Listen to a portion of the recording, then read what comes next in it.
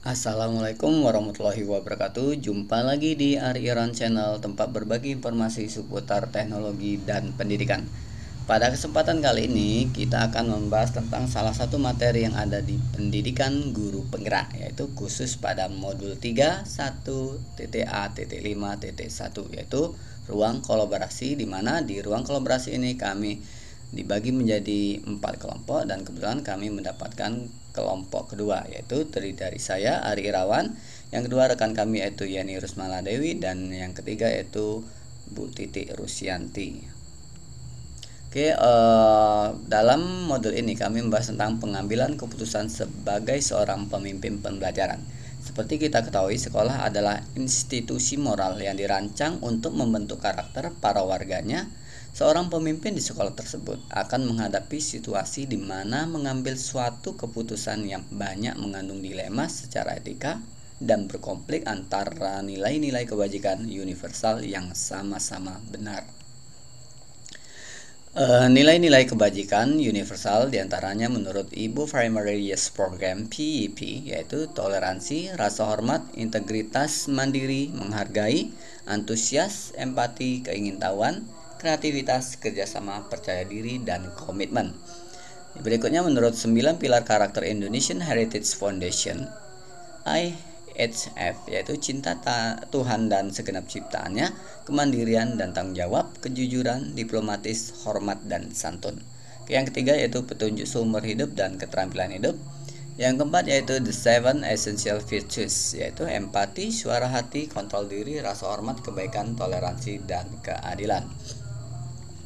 Berhubungan dengan paradigma dilema etika, yaitu secara umum ada pola model atau paradigma yang terjadi pada situasi dilema etika yang dikategorikan menjadi beberapa. Itu yang pertama, individual lawan masyarakat, individual vs community, rasa keadilan lawan rasa kasihan, justice vs mercy, kebenaran lawan kesetiaan, truth vs loyalty. Yang berikutnya jangka pendek lawan jangka panjang, yaitu short term vs long term. Ada 3 prinsip pengambilan keputusan. Yang pertama, end based thinking, yaitu berpikir berbasis hasil akhir. Yang kedua yaitu rule based thinking, berpikir berbasis peraturan.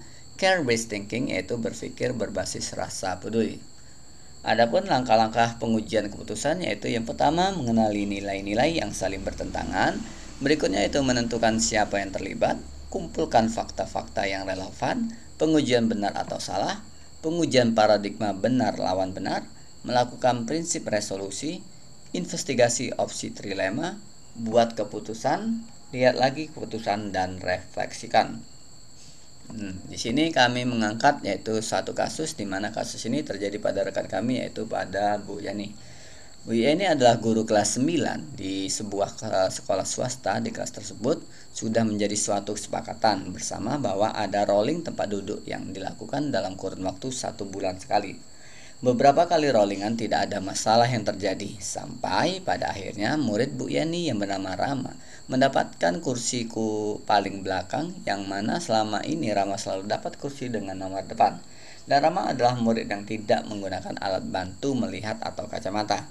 Kemudian, secara pribadi, orang tua Rama menghubungi Bu Yani melalui WA untuk menyampaikan permintaan pribadi memindahkan anaknya ke posisi depan, dengan alasan bahwa Rama tidak dapat berkonsentrasi dan melihat dengan jelas di posisinya sekarang. Sebagai Bu Yani, keputusan apa yang akan diambil? Yang pertama yaitu, apa keputusan yang Anda ambil? Keputusan yang diambil adalah menyampaikan permintaan maaf kepada wali murid Rama karena tidak dapat memenuhi permintaannya. Rama tetap pada posisi tempat duduknya. Yang kedua yaitu prinsip mana yang Anda gunakan dan mengapa. Di sini prinsip yang digunakan yaitu prinsip menjunjung tinggi nilai-nilai pada prinsip dalam diri, atau yang sering kita sebut berpikir berbasis peraturan atau rule based thinking. Karena rolling tempat duduk ini adalah sudah kesepakatan bersama di kelas. Apa nilai-nilai yang saling bertentangan dalam studi kasus tersebut? Yaitu rasa keadilan lawan rasa kasihan atau justice versus mercy. Siapa yang terlibat dalam situasi tersebut? Yaitu Ibu Yani, Rama, dan orang tua Rama. Apa fakta-fakta yang relevan dengan situasi tersebut? Fakta-faktanya yaitu Rama mendapat posisi nomor kursi belakang Rolling tempat duduk sudah sepakatan bersama. Adanya WA pribadi wali murid Rama meminta Rama dipindahkan posisi tempat duduknya. Selama ini Rama tidak menggunakan kacamata. Berikutnya yaitu pengujian benar atau salah. Uji legal. Ada aspek pelanggaran hukum, yakni memilih antara pelanggaran kesepakatan atau tidak, benar vs benar. Yang berikutnya itu uji regulasi atau standar profesional. Tidak ada pelanggaran kode etik. Uji intuisi, yaitu adanya keinginan pribadi anak untuk selalu diutamakan, tidak mau kalah. Yang berikutnya uji publikasi, tidak perlu publikasi, bukan ranah konsumsi publik. Yang berikutnya yaitu uji idola panutan, yaitu kira-kira idola saya akan mengambil keputusan yang sama dengan saya, yakni memilih menyampaikan permintaan maaf karena tidak dapat memenuhi permintaan pribadi wali murid tersebut. Yang kelima yaitu jika situasinya adalah situasi dilema etika, paradigma mana yang terjadi pada situasi tersebut, yaitu rasa keadilan lawan rasa kasihan, justice versus mercy, karena dalam paradigma ini ada pilihan antara mengikuti aturan tertulis atau tidak mengikuti aturan sepenuhnya. Pilihan yang ada adalah memilih antara keadilan dan perlakuan yang sama bagi semua orang di satu sisi, dan membuat pengecualian karena kemurahan hati dan kasih sayang di sisi lain. Pilihan untuk pembengkokan peraturan dapat dibuat berdasarkan rasa kasihan atau kebaikan. Dari 3 prinsip penyelesaian dilema, prinsip manakah yang akan dipakai? Yaitu diambil prinsip berpikir berbasis peraturan atau rule based thinking. Yang berikutnya, apakah ada sebuah penyelesaian yang kreatif dan tidak terpikir sebelumnya untuk menyelesaikan masalah ini? Atau investigasi opsi trilema, memenuhi permintaan wali murid Rama untuk memindahkan anaknya di posisi depan dengan mengorbankan perasaan satu muridnya yang posisi digantikan, atau memilih menyampaikan permintaan maaf secara pribadi kepada wali murid Rama tersebut karena tidak dapat memenuhi keinginannya, yang artinya Rama tetap pada posisinya untuk 1 bulan ke depan. Apa keputusan akan Anda ambil? Keputusan yang diambil yaitu menyampaikan permintaan maaf kepada wali murid Rama karena tidak dapat memenuhi permintaannya. Rama tetap pada posisinya sekarang untuk 1 bulan ke depan. Cobalah lihat lagi keputusan Anda dan refleksikan. Di sini menggunakan refleksi modal 4F, yaitu fakta, yaitu fact. Dilakukan perolehan tempat duduk dan Rama mendapatkan nomor kursi belakang. Adanya WA pribadi dari wali murid Rama untuk meminta Rama dipindahkan ke tempat duduk di depan. Selama ini Rama tidak menggunakan alat bantu melihat atau kacamata. Keputusan yang saya ambil adalah menyampaikan permintaan maaf kepada wali murid Rama karena tidak dapat memenuhi permintaannya. Rama tetap pada posisinya sekarang untuk 1 bulan ke depan. Itu yang kedua, perasaan atau feelings. Perasaan saya ketika harus mengambil keputusan adalah sedikit bimbang, tetapi lebih ke rasa ingin menerapkan keadilan dan tegas terhadap sebuah peraturan yang sudah disepakati bersama, dibandingkan saya harus bersikap kasihan dan mengecualikan 1 orang murid apabila saya menukar posisi tempat duduk murid tersebut. Yang berikutnya itu pembelajaran atau finding. Pembelajaran yang didapatkan dalam aksi nyata pengambilan keputusan sebagai pemimpin pembelajaran ini adalah bahwa mengambil keputusan tidak bisa berdasarkan insting saja atau berdasarkan aturan saja.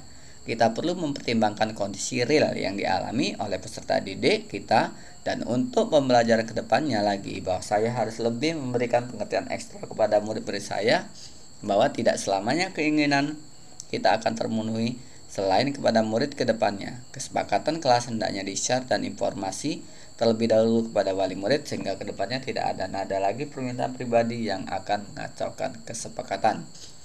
Yaitu penerapan ke depan atau future. Keterampilan pengambilan keputusan pada kasus yang mengandung dilema etika dengan mempertimbangkan 4 paradigma dilema etika, 3 prinsip resolusi dan 9 langkah pengambilan dan pengujian keputusan harus terus diasah dan dipraktikkan serta direfleksikan dengan melibatkan kepala sekolah, teman sejawat, serta murid-murid sebagai yang paling berdampak dari keputusan yang kita buat. Pertanyaan pengayaan yaitu jadi ke-9 langkah pengambilan dan pengujian keputusan, apakah ada langkah-langkah yang Anda anggap lebih penting? Langkah yang penting yaitu kehati-hatian dalam melakukannya adalah mengenali nilai-nilai yang saling bertentangan. Mengapa langkah ini penting?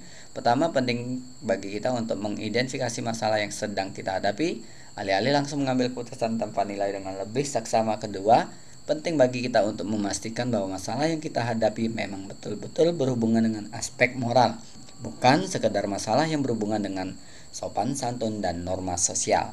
Tidak mudah untuk bisa mengenali hal ini kalau kita terlalu berlebihan.